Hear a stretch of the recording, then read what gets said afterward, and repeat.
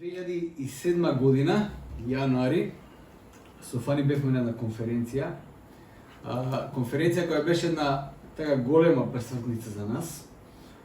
Бевме во Атланта на Passion 2017 година. Многу добро не угостија луѓето, не ставија во една VIP секција таму да бидеме на стадионот. Иначе имаше околу 55.000 млади. Тоа беше вау, неверојатно, многу јако. Не ставија во така, како ќе кажам, во VIP секција, пошто бевме од страна, не угостија луѓето, имаше Грицки, знам дека Заге оваа година на Passion го искуси тоа, беше прекрасно навистина. Не ставија во еден убав хотел и се беше супер. Иначе, да се пофалам само со нешто, за тоа го кажав тоа. Но, со Фани, иако бевме да кажеме, во тој момент, едно од најобавите места во светот, локацијски и попрашена конференција, духовно прекрасно, ние внатре, во духот, чувствувавме дека бевме во една деликатна ситуација. Заедно со Фани во мисија бевме во една транзиција во која не знаевме точно како ќе се одвиваат работите, не знаеме на кај Господ ќе не носи. Имавме мисија со младите повеќе од 10 години и го теравме, тоа беше прекрасно и благословено. Некој од вас, тоест може да кажем повеќето од вас тука сте били на некои наши конференции и навистина беше одлично, но во тој момент, во тој даден момент, во 2017 година, во јануари, ние бевме во една таква деликатна ситуација со тоа што не знаевме каде Господ ќе не води понатака. И знам дека една вечер беше многу доживеавме неверојатно помазание и благослов од Господ во кој се молевме и знаевме точно дека следниот чекор е едно мало свртување на мисијата, можеби не свртување толку колку што еден скок на вера во нешто во кое што Господ не повикуваше.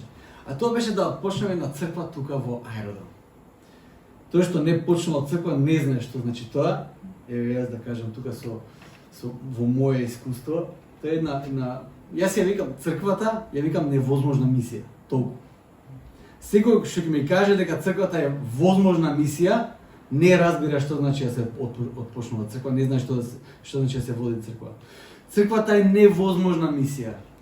И затоа црквата е Божи проект. Без Бог ние нема шанси да го водиме ова што овде се случува. Едноставно има толку многу варијабли и што треба да се пресметат, треба да се уклопат за црква да се роди и да се одржува и да се води, што е неверојатно. За човек е невозможно, но со Бог се е можно. Но од тој момент кога почнав да размислувам за црквата, ми се појави еден куп прашања во главата кои иначе не ги размислував. Прашањето како зошто црквата постои? Сте го размислувале за тоа, зошто воопшто постои црквата? Што црквата придонесува во општество? Ајде да кажеме ресторан, продава храна. Не знам, мајстор поправа коли. Има смисла да постојат. Зошто постои црквата? Во едно такво материјалистичко општество, во еден таков мајндсет каде што се е мерливо, се купува, зошто да постои црквата? На мене ми се даде едно такво прашање кој тешко може да го одговорам, но со Божја помош почнав да го одговарам што ќе понуди оваа црква овде во овој контекст? Пошто ако моментот кога ќе влезете во Аеродром, ја минувате железничка, тука има една црква, на неколку метри пак има црква и во Аеродром врие цркви, нели? На секој чекор има црква. Сикам, што оваа црква ќе даде различно во ова општество каде што сме ние?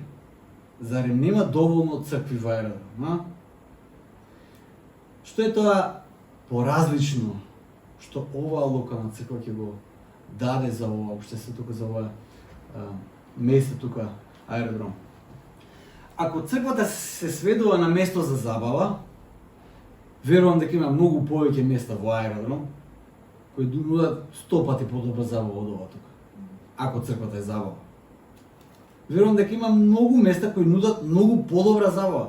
Ако црквата се сведува само за некакво социјално место, исто така верувам дека секој втор кафич, едно поубаво социјално место, по така социјален момент ќе даде отколку црквата. Иако Црквата од една страна ги адресира сите тие работи, дава и забава, дава и социјален контекст, дава се живо дава црквата, од друга страна има оди многу повеќе од тие нешта. Нуди нешто посебно. Црквата е уникатна. Треба да нуди нешто посебно. Треба да нуди нешто уникатно кое само црквата може да го даде. Црквата е заедница и контекстот во кој се и црквата е контекст во кој се излева Божиот благослов. Тоа го нема во ниеден друг контекст. Во други контексти може да имате забава, се може да имате, храна може да имате, но контекст во кој се излева Божиот благослов на тој начин го имате само во црквата.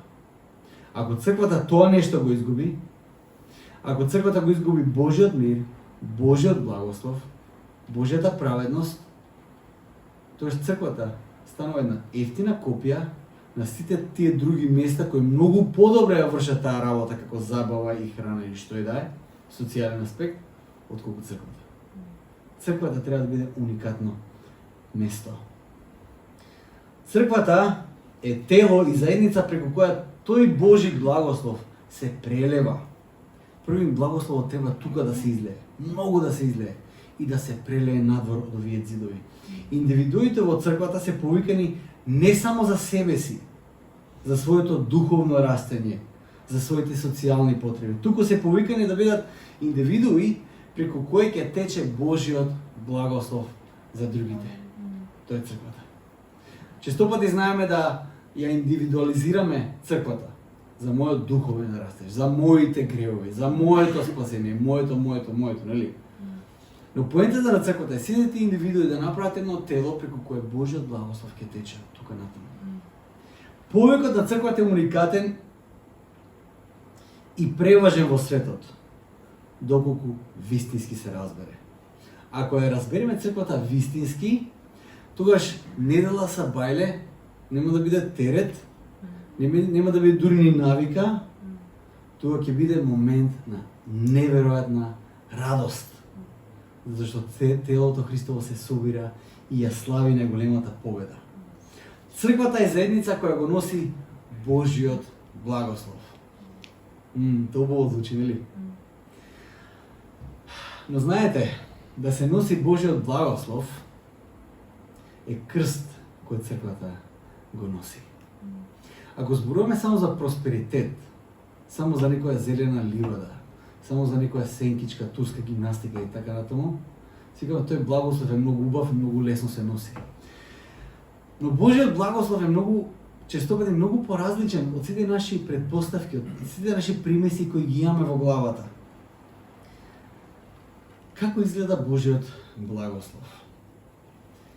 Денеска текстот на кој ќе зборуваме ќе биде се наоѓа во 2 Коринтијаните, 8 глава, 8 глава, 9 глава ќе комбинирам дел од текстот затоа што е една голем дел од посланието кој се занимава со тој уникатен благослов. Иначе во овој текст како пример за коринтијаните им е дадена црквата во Македонија. Павле се воодушевува од македонците. Ќе видите и зошто. Нема да го читам целиот текст, затоа што ќе шетам малце, но ќе читам стих по стих и ќе видиме што Павле тука зборува. Значи читам 2 Коринтијаните, 8 глава, првиот стих. Гледате како Павле го отпочнува овој текст. Браќа и сестри, ве известувам за благодатта Божја дадена на македонските цркви. Така Павле го отпочнува овој текст.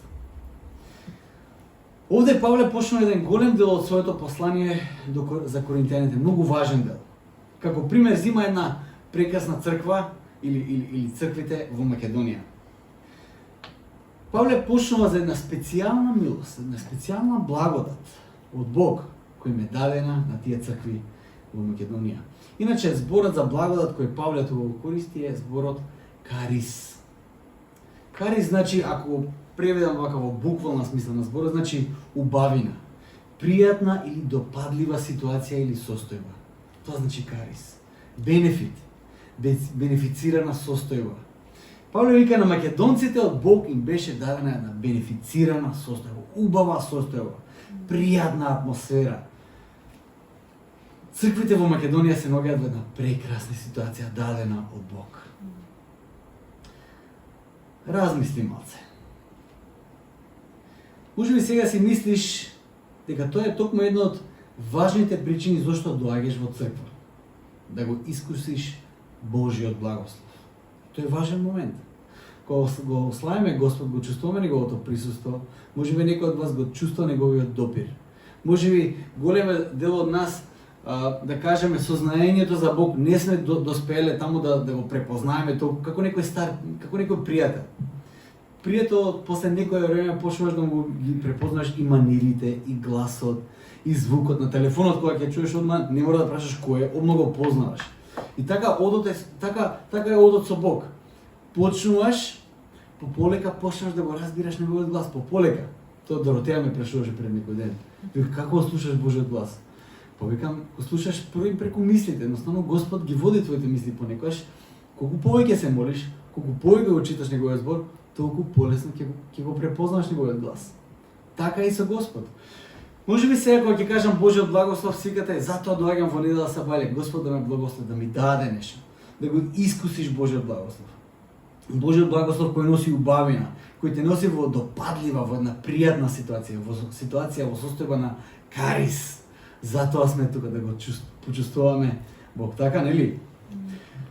Но како вистински беше благословена црквата во Македонија? Слушате за каков благослов збори апостол Павле. Вториот стих продолжува вака. Дека, значи благословот на црквите во Македонија е следен. Дека и покрај големото испитување во маката, страдање, нивната радост беше изобилна. И покрај нивната длабока сиромаштија покажаа големо богатство во нивната дарежливост. Карист, дарежливост. Во некои други таа реченица е формулирана на следниот начин. Слушайте што значи благословот кој црквата во Македонија го има. Во нивното прогонство на големо страдање и мака, од нивната изобилна радост и длабока сиромаштија се прелеа богатството на нивната дарежливост. Вау! Во таа ужасна ситуација на прогонство, тие изобилуваа со радост, која ја поседуваа додека беа во длабока сиромаштија. И резултатот на целиот тој микс беше богата дарежливост. За македонците се вели дека покрај благодата да истрпат за Христос, прогонство, маки, кој знае што се не трпеле, им беше дадена уште една благодат, а тоа е да даруваат и да помагаат. И тие инсистираа да бидат, да имат дел од тој благослов. Како прво, како може да се искомбинираат сите тие различни состојби? Дали Павле е свесен што пишува тука? Како прво, тие се прогонувани, а се радуваат. Како е можно тоа? Второ, Павле вика, тие се во длабока сиромаштија, а даруваат изобилно. Како е можно тоа? Павле ги меша тие некои работи кои не се мешаат воопшто. Дали некој сте мислиле дека радоста и сиромаштијата ќе стојат една до друга работа? Павле ги меша тие работи. Дали може во ситуација на големо страдање и мака, проследено со немаштија, дали е можно да се развие, да не се развие менталитет на жртва? Како е можно да не се развие тој менталитет? Ние како македонци сега сме далеко од таа состојба на македонците во која се наоѓале тогаш, која Павле опишува овде. Сепак, додека тие изобилуваа со огромна радост и дарежливост, повеќето македонци денес изобилуваат со горчина, изигруваме вечна жртва, цел свет е против нас и мислиме дека се нешто на нас треба да ни се даде на гага, бесплатно, пошто ние немаме. Е таков менталитет сме ние. Се треба нешто да ни се даде на нас. Нас се некој треба да не разбере. Треба се некој нас да не трпи. Менталитет на жртва. Вау, колку поразлично од овие македонци тогаш. Кој идентитет го градиме сега ние како црква овде? Што градиме сега ние овде тука? Третиот стих вели вака. Третиот стих е многу јак. Вика, зашто според нивните можности, па дури и преку нивните можности, јас сум сведок дека тие даваа доброволно. Павле вели, јас очекував тие луѓе да дадат, затоа што ја знам нивната вера, ги знам кои се тие луѓе, многу добри луѓе се. Јас очекував да дадат и кога ќе отидам таму, кога ќе видам што да видам. Луѓето даваат многу повеќе од нивната можност. Тие беа верни и инсистира на тоа да бидат дел од тој благослов. Тука сега ќе застанам и ќе отидам во еден друг текст да видиме што значи тоа. Што значи тој благослов? Во Римјаните 8 глава 28 стих кога читаме едни познати зборови кои си ги преведуваме на еден можеби наш соодветен начин. Римјаните 8:28 Павле вели вака: а знаеме дека на оние што го љубат Бога и се повикани по негова волја, се им содействува за добро. Што очекуваме ние од овој стих? Дека моментот кога ќе кажеме да Исусе, од тој момент натака се ќе ни врви на добро, се ќе биде одлично, богатство, благослов и вака Бог само ќе шарица так ќе историја и се ќе биде лесно во животот. Често пати мислиме дека се работи повторно за мене, за мојот благослов, за мојот бенефит. Но знаете што? Контекстот на овој стих во 28 стих тука што го гледаме почнува од некаде 22 стих. А што како гласи 22 стих? Ќе го парафразирам. 22 стих гласи вака: целото создание заедно со црквата се во породилни маки го чекаат Христовото доаѓање. Нема многу бенефити тука. Ја немам раѓено, има некој тука што има раѓено. Од тоа што го слушнав, не ќе никош ни да раѓам. Павле вика, црквата заедно со целото создание овкаат како во породилни маки, исчекувајќи го моментот на Христовото доаѓање. И тогаш Павле ги каже овие зборови: знаеме дека за оние што го љубат и се повикани по негова волја, се им содейства на добро. Што значи тоа? Тогаш кога црквата е во невозможна мисија, тогаш делувањето на Духот содейства на начин на кој користи се во дадената ситуација за да го донесе Божиот благослов. Тогаш кога ситуацијата е во најголем мрак, тогаш најсилно действува Божјата црква. Тогаш Божјата светлина свети најсилно. Еден од тие примери кои го давам сега во денешно време како најсвеж пример за Божјото делување е црквата во Иран. Црквата во Иран, може не сме слушнале на вести затоа што не е интересно тоа, но црквата во Иран моментално е најбрзо растечка црква, претежно водена од жени. Тоа е црква која викаме underground црква, во подземјата, значи не сме да излезе на виделина затоа што црквата е забранета со закон во Иран. Знаете што? Таму каде што владата го забранува дејствувањето на црквата, знаете што се случува? Знаете како луѓето доаѓаат до Христос? Преку сонови и чудеса. Христос им се јавува во сон на голем дел од луѓето таму. Таму каде што ситуацијата е најтемна, таму Божјата светлина најсилно свети. Најсилните сведоштва кои некојаш сме ги слушнале или искусиле се токму сведоштвата на безизлезност, но во тој момент манифестацијата на Духот и неговата сила. Тоа се најсилните сведоштва кои можеме да ги слушнеме. Додека го водевме Тора младинското движење, еден мој добар пријател, го знаете сите, Филип Иванов, кој беше редовен говорник, го викав да биде еден од говорниците на конференцијата. Често пати знаеше да ги праша младите дали сакат да видат ангели. Ти што сте били, се сеќавате на тоа прашање, сакате да видите ангел? Сите, да, сакаме ангел да видиме. Абе, сакаме да видиме ангел. Ама за да видиме ангел треба да бидеме во ситуација во која ангелот ќе биде потребен да ни се покаже. Тоа е тешка ситуација. 4 стих ходи понатака. Павле вика, не молеа, македонците не молеа, многу усредно, со страст, да го примиме нивниот дар и учество во прислужувањето на светиите. Тие молеа, те молам Павле, земи го нашиот дар, сакаме да бидеме да имаме дел од тој благослов. Земи ја нашата жртва, те молам. Во друг превод се вели и не молеа многу да им ја укажеме милоста. Ние да им искажеме милост да дадат они за светиите, да го дадат нивниот дар, милоста, да им искажеме карис, да можат да учествуваат во службата на светиите. Македонците знае дека огромна милост и благослов е да учествуваш во Божјата служба на давање. И Павле заклучува само нешто. Заклучува каква е состојбата, вели во 5 стих, вели вака. И тоа некако што се надевавме. Павле имал некакви надежди, туку тие најнапред сами себе му се предадоа на Господ, а потоа и нам по волјата Божја. Една од ретките прилики во кои ние некако позитивно сме изненаделе како македонци. Обично го потврдуваме, лошиот глас што не бие.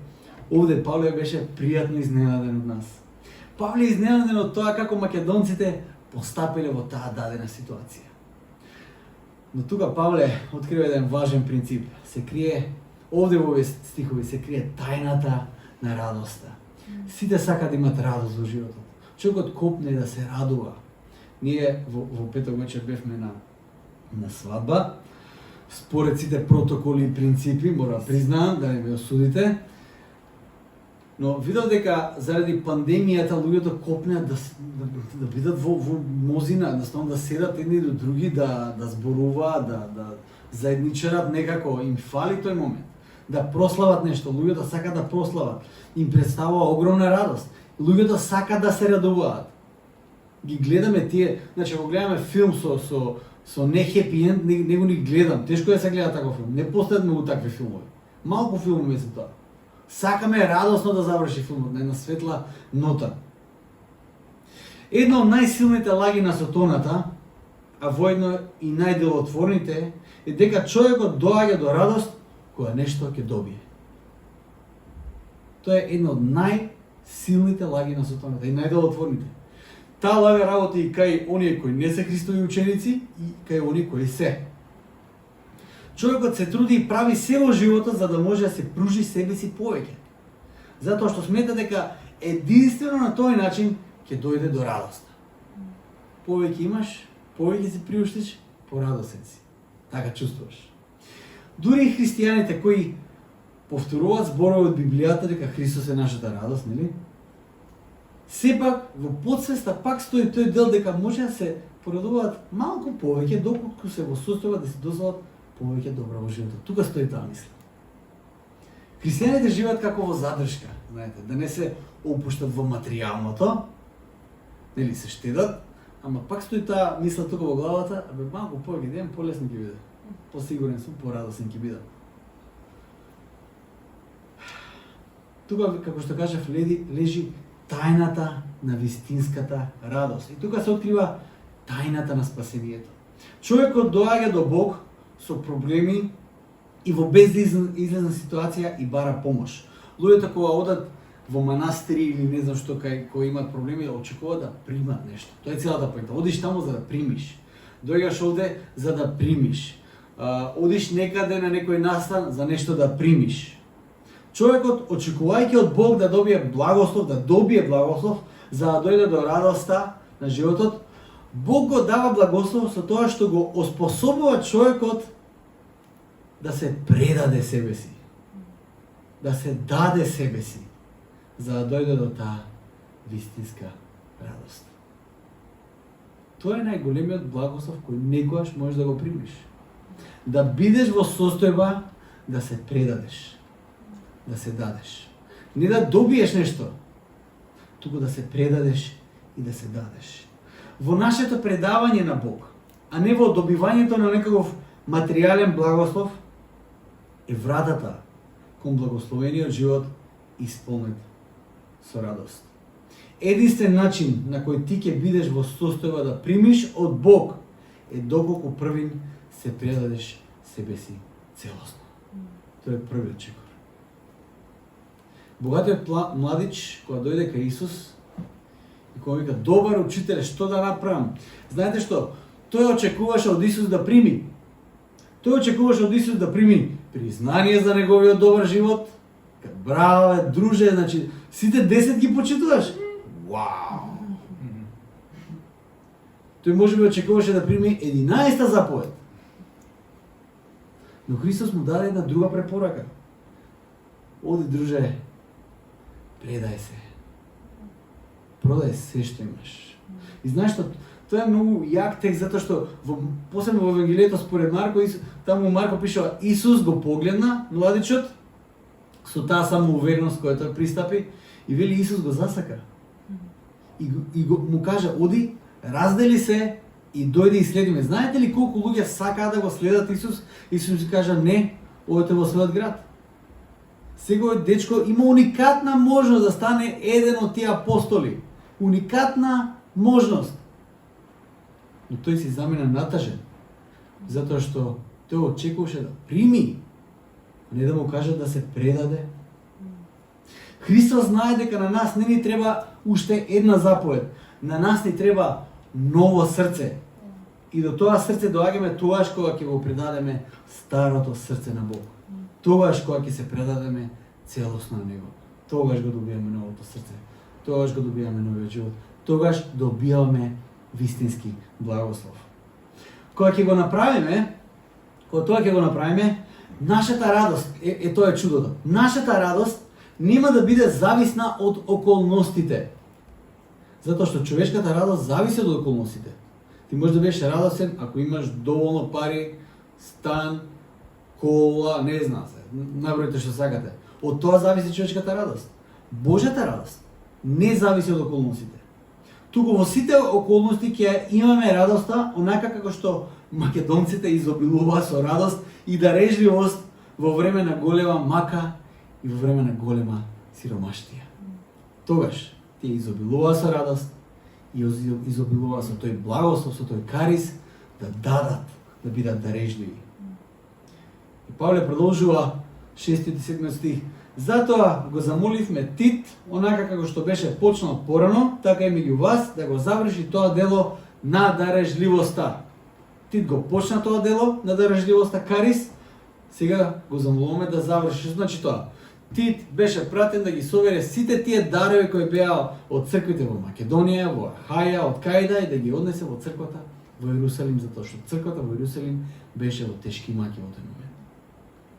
И како што се изобилува во вас, верата, и се Павле пишува на Коринтијаните, кај вас се има верата и словото, знаењето и секоја усрдност и љубовта наша кон вас. Интересно, во македонскиот превод е љубовта ваша кон нас, се работи за љубовта наша кон вас, за тоа се работи, изобилуваат они со се.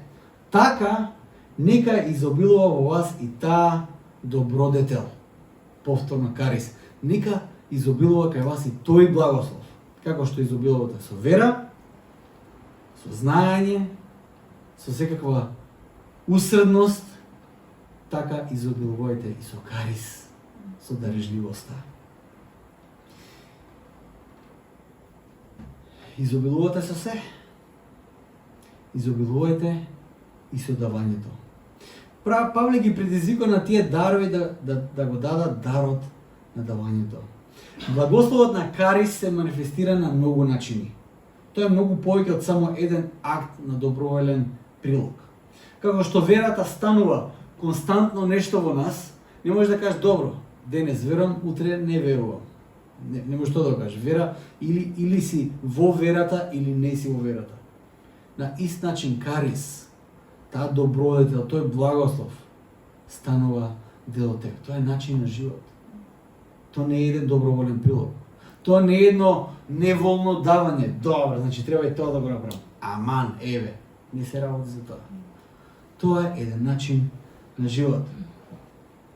Дарежливоста станува дел од твојата природа. Таа е важна мисија на црквата и е дел од нејзината природа. Има еден познат документ кој се вика Заветот од Лозана, кој е донесен околу 1970 некоја година, заборавам сега која беше. Тој е еден од најважните документи на црквата во последните неколку века. На иницијатива на познатиот Били Греим и заедно со Џон Стот. Били Грем, ти што го знаете, бил познат евангелизатор. Џон Стот, многу познат пастор и водач во црквата во Англија. Црквата се собира да го изрази своето жалење. Тоа е причината. Се собира да го изрази своето жалење за незавршената мисија на евангелизација во светот. Доаѓаат со каење. Исклучуваат завет. Били Грем, како највлијателен од целиот собир, ја води природата на средбата. Својата природа на средбата ја води во целата таа организација и секако го носи карактерот на неговиот повик во службата.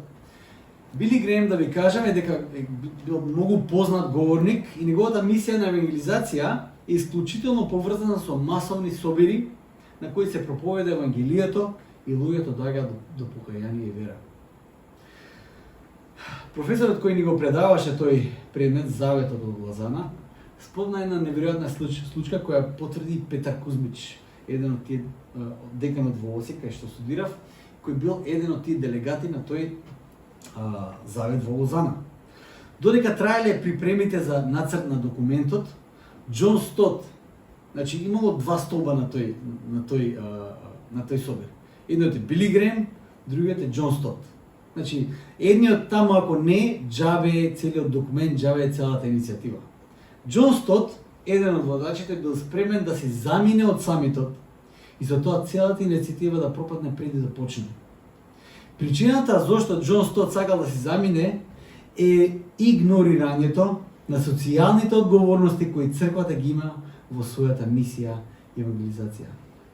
Одговорностите кои црквата ја има во општеството. По нарачка на Били Грем, тој го праќа Френсис Шефер, еден швајцарски теолог, познат апологет. Тој добил задача да го врати на состанокот Џон Стот како знае и како уме. Му кажуваат, имаш неколку часа, врати го на состанокот. Што сака нека е. Многу ни е потребен Џон Стот да биде дел од овој завет. Резултатот на целата ситуација е составување на еден важен документ за црквата кој ја насочува мисијата на црквата во вистинскиот правец. Дека мисијата на црквата не е само големи собери во кои има кајање и исповед, тоа е многу важен дел, еден од најважните делови, но голем дел од документот е посветен за општествените одговорности на црквата, бидејќи како што заклучува еден параграф на документот, верата без дела е мртва. Опасноста била црквата со таков документ, исклучувајќи го социјалниот аспект, да се изолира и да не знае што се случува со светот. Да си го тера само својот бизнис. И Џон Стот застанал и кажал, не, нашата одговорност не е само кон црквата, туку нашата мисија е втемелена за целиот свет, во контекстот на целиот свет. Тука е нашата мисија. И тука е воведен зборот карис. Карис зборот се утврдува како нераскинлив дел од црквениот идентитет. 8 и 9 стих Павле продолжува вели вака: ова ви го велам не како заповед за давањето и даражливоста, туку преку усрдност на другите да ја испитаме искреноста на вашата љубов. Испитате ја вашата љубов, дали е искрена? Бидејќи вие знаете даражливоста на нашиот Господ Исус Христос, дека тој, иако богат, осиромаши заради вас, да се збогатите и вие преку неговата сиромаштија. Вау! Кој е најголемиот пример за давање? Исус Христос. Христос се даде себе си. Христос ја напушти славата, го напушти местото каде што тој царуваше со својот Отец. Зошто? Тој стана еден од нас. Дури јас ќе кажам, тој стана подолен од нас. Како што знам, никој од нас тука се нема родено со животни во штала. Никој од нас уште не е толку прогонуван како што Христос беше прогонуван. Христос стана оној еден од најниските од нас, стана сиромашен, за ние да станеме богати. Божиот благослов. Тој исто така не повикува во таа благословена служба на давање, како прво на себе давање.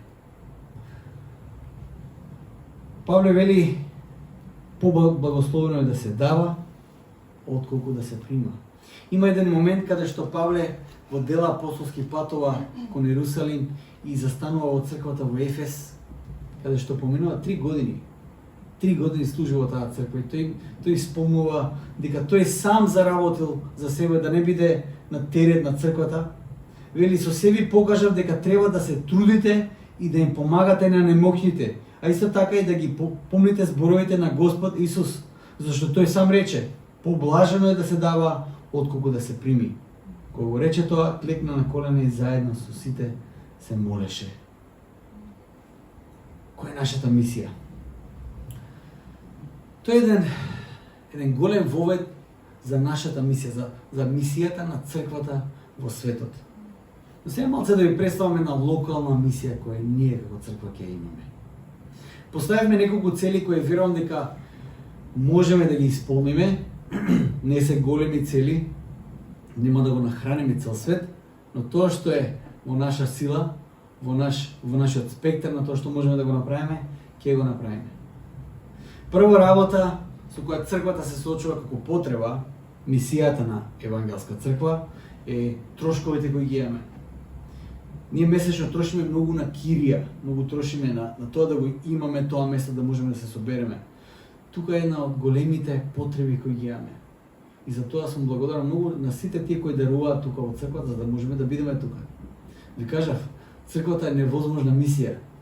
Ако беше оставено на нас, ние не можевме ни еден месец да бидеме тука во ова место, да знаете само. Црквата е Божјо чудо како обстојува на ова место, на ова локација. И Господ подига луѓе кои ќе можат оваа црква да ја носат понатака. Втората мисија која сакам се да интензивираме, малце да бидеме малце практични, и мисија која ја имаме како дел од визијата на црквата тоа е црквата во Африка. Знаете дека јас со Филип Иванов 2 години подред патува во Африка и имавме таму една мисија каде што носевме финансиски поклони од сите тие луѓе тука, за да можеме да ја помогнеме таму на црквата, затоа што има и сиропиталиште, има да не ви кажам што се црквата прави таму. Овие денови зборам со некои од пасторите таму кои ги познавам и сите праќаат загрижувачки пораки. Една од тие работи кои ги слушаме дека црквата почна таму да гладува. Веќе не се работи за луксус, почна да гладува. Една од тие цркви кои ги посетуваме се наоѓа на границата со Конго и таму затоа што стално има немири, стално има војни некои како да кажам бунтови. Таму има и многу вдовици. Една од тие црквите се грижи за тие вдовици таму. Една од тие другите цркви таму што ги посетуваме се грижи за пигмејците, кои исто така се на раб. Цело време се на раб на прегладнетост, тоа е тоа. И еден од тие пастори кои го посетуваме во Кагома, тој што ги води тие 2 сиропиталишта кои ги имаме таму, тој ми кажа дека веќе финансиите се доле и реално се загрозени животите на децата и на учителите таму што го водат целиот тој програм. Ние како црква ќе направиме на поголема мрежа во која ќе ги поканеме и пријателите да учествуваат, да собереме еден убав дар и да пратиме на таа црква таму. И тоа ќе го направиме. Нормално, колку можеме. Тоа е една од практичните цели кои ги има како црква. Трета работа во која се вклучивме веќе е проектот кој го води Филип Иванов во Велес. Таму Господ отвори една неверојатна прилика да може црквата да учествува и во еден проект кој се вика Нула гладни во Велес. Се отвори една јавна кујна во која секојдневно 30 луѓе добиваат ручек. Ние како црква се обврзавме месечно да помагаме во таа кујна со околу 4000 денари. Како што ми кажа Филип, има повеќе донатори во тој проект. Околу 80% од целиот проект е обезбеден од црквата. Колку прекрасна вест е тоа да се слушне дека Божјото тело се вклучува во тоа практично. Искажува карис. Ја живее мисијата која е дадена. Имавме и состанок со еден бизнисмен, наш пријател, близок пријател, кој по Божја благодат вети за 6 месеци дека ќе дава пакети со храна месечно, по еден пакет за едно семејство. Ние како црква, нашата мрежа не е толку голема, но ние кажавме дека ќе земеме 5 пакети од тие што се донирани, ќе додадеме уште нешто од кај нас и ќе благословуваме 5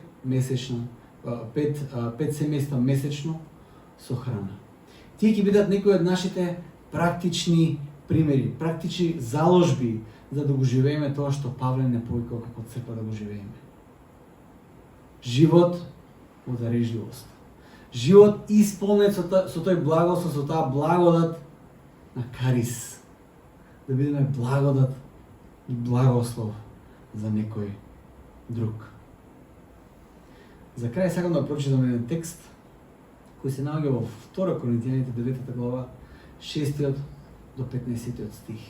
Тука Павле комплетира тој дискурс за дарежливост, за темата која се вика карис. Павле вели вака: ова пак ви го велам, кој така скржаво сее, така скржаво ќе жнее. А кој богато сее, богато и ќе жнее. Секој да дава како што одлучил во срцето, а не со жал или принуда, зашто Бог го љуби оној што од срце дава. А Бог може изобилно да ве дарува со секаков дар, секогаш да имате доволно за се, да бидете од се срце дарежливи во секое добро дело, како што е напишано: раздаде, им даде на сиромашните, правдата негова останува вечна. Оној кој му дава на сејачот семе и леп за храна, тој ќе го умножи и семето ваше и ќе ви даде да изобилуваат плодовите на вашата правда. Па во се да се збогатите за секаква дарежливост, која преку нас предизвикува благодарност кон Бога. Карис, дарежливост, која предизвикува благодарност кон Бога. Бидејќи извршувањето на таа служба не само што ги надополнува потребите на светиите, туку и во мнозина предизвикува обилна благодарност кон Бог. Што предизвикува карис? Предизвикува благодарност. Благодарност кон Бог. И тие, користејќи ги плодовите од таа служба, го прославуваат Бога за вашето покорно исповедање на Евангелието Христово и за штедроста на заедницата со нив и со сите други. А тие се молитви за вас, со молитви за вас копнеат по вас поради преизобилната благодат Божја во вас. Да му благодариме на Бога за неговиот неискажлив дар. Кој е Божјот неискажлив дар? Божјот неискажлив дар, тој таинствен дар, е дарот на дарежливоста. Затоа што тој дар потекнува, како што викаат американците, chain of reaction, ланец на реакции, како се вика тоа? Потекнува како домино ефект. Луѓето се благодарни кон Бог, тогаш тие од благодарност се молат и за вас. Замислете да знаете дека некој постојано се моли за вас, му благодари на Бог за вас. Каква мрежа се плете од тој дар карис на Божјото тело. Богатството на дарежливоста се открива во тоа кога го примаш тој благослов преку карис, мисијата која Бог ја става во твоето срце. Дарувањето го предизвикува едно од чувствата кои имаат небесно потекло. Кога даруваш, чувството кое го добиваш подосна е од небеско потекло. Дарувањето носи радост пред се на примателот, а оној кој дарува со чисто срце ги прима благодетите од Бог. Благословот и службата на Харис нас не поставуваат во вистинската положба пред Бог и пред луѓето. N.T. Wright, еден теолог, тој е експерт за раноцрквена историја, тој ги каже вака: црквата од секогаш и од самиот почеток растеше затоа што се грижише за сиромашните, отфрлените, болните и необразованите. И луѓето не можеа да разберат зошто црквата тоа го прави, но знаеа дека тоа е нов начин за тоа како да се биде човек. И едноставно сакаа да се приклучат. Така црквата да работи, така црквата расте, така црквата созрева. Денес да се молиме за тие служби со кои ЕЦА Аеродром е благословен. Ние сме благословени како црква да можеме да даваме. Тоа е голем благослов. Да можеме да дадеме. И сериозно да размислиме на кој начин да го примиме тој благослов на дарувањето во нашето срце. Има една приказна стара од Радовишкиот крај за една жена проповедник која се вика тетка Зора. Јас ја познавам таа жена. И таа жена има многу анекдоти од незината мисија и еднаш кога собирале финанси за нешто, знаеле дека имате еден богат човек во црквата. И сега сите даваат финанси и доаѓа тој човек кај тетка Зора и дава нешто колку сите што даваат. И тетка Зора вика, даде ама неколку што можеш. И тој човек зима новчаник дава, еве ти, вика, и сега даде ама некако што треба. Не можеш да погодиш. Но во тоа е вистината. Треба да дадеш и како што треба, и колку што можеш. Тоа е харис. Тоа е вистинскиот благослов. Ке се молиме за крај. Нека Господ нас не води и нека ни помогне да ја разбереме неговата мисија за нас. Нека Господ го ослободи нашето срце првин да се предадеме целосно и безрезервно на Него, а потоа да се дадеме за нашите браќа и сестри. Нека Господ отвори врати за нашиот дар да заврши во вистинските раце и на вистинската адреса. Господи Боже мој, се што од сега натаму ќе биде дарувано за луѓето кои се во потреба, Боже мој, употреби го тоа за Твоја слава. Боже мој, нека оваа црква биде место каде што луѓето, Боже мој, ќе даваат од се срце оноко колку што Ти им даваш, Боже мој. И Господи, нека радоста ја најдат не во околностите, не во добрата што ги поседуваат, туку целосно да ја најдат во Тебе, Господи. Боже мој, Ти благодарам за овој прекрасен благослов кој го имаме, Боже мој, да можеме да учествуваме во себе давањето. Господи, совршен пример ни покажа Ти, кога безрезервно се даде, без разлика на тоа како ќе завршиш, Боже мој. Заврши со најстрашната смрт, Ти дури тоа и го знаеш, но без разлика на тоа се даде себе си безрезервно. Боже мој, дозволи ни да бидеме дел од тој благослов и ние како локална црква. Уславиме Твоето свето име, Исе Христе. Амен.